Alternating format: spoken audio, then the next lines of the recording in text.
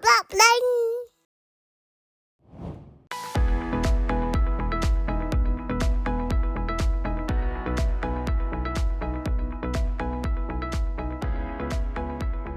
歡迎大家今日嚟臨參與香港基督教服務處兒童復康服務舉辦學前康復科技新領域專業研討會，我哋一齊為復康服務帶嚟創新實踐。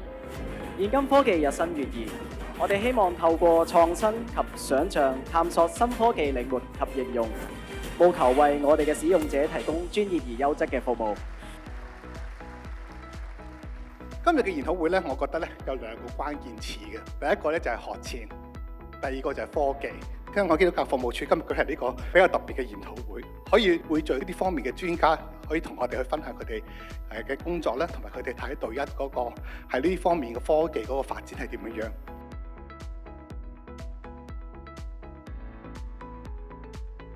今天咧係一個非常特別嘅時刻。咁我希望咧，深信多元化，令到我哋咧服務更加多角度，同埋更加有創新嘅意念咧，可以走得出嚟，為我哋嘅小朋友努力。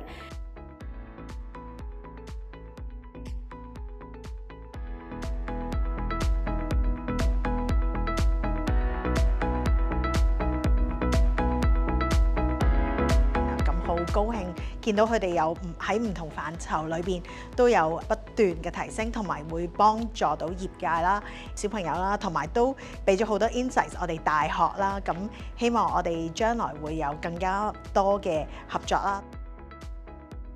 始終做研究咧，其實有陣時好孤獨嘅，咁咧就somehow即係自己做自己個科，咁但係有陣時如果就係要將啲嘢去可以 apply 到唔同嘅 populations 咧，其實喺即係唔同嘅discipline 入邊嘅合作係非常之重要咯。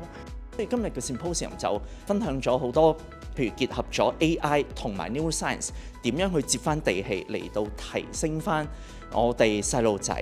尤其是 SEN 嘅學生喺 OT 上面嘅 training。點樣去推我哋嘅 advanced technology 或者 environmental interventions 呢一樣嘢？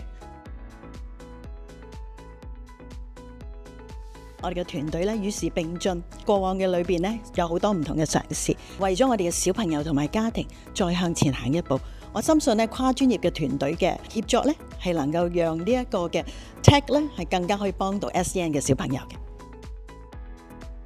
好多謝咧，今日有好多位好具份量嘅講者嚟參加我哋嘅研討會啦。佢哋俾咗好多實務嘅智慧、經驗同埋視野俾我哋，等我哋知道咧，其實國際間點樣善用科技，令到我哋咧喺推行我哋嘅工作上邊咧，可以邁向更多一步。